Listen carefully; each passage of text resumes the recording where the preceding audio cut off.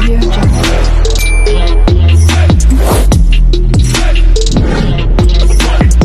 Audio Jungle. For the day, this video is about ginataang laing.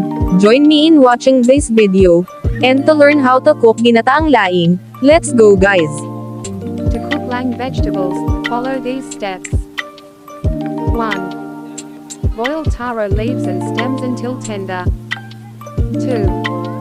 In a separate pan, sauté garlic, onions, and ginger. 3. Add shrimp paste and cook for a few minutes. 4. Add the boiled taro leaves and stems to the pan. 5. Pour coconut milk and bring to a simmer. 6. Cook until the coconut milk is absorbed by the vegetables and the flavors are well blended. 7.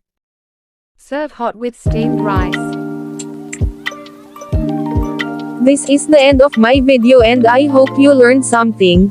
Please like and subscribe to my channel, Lloyd Darola, so that you will be updated on my next uploads. Thank you. God bless and bye-bye.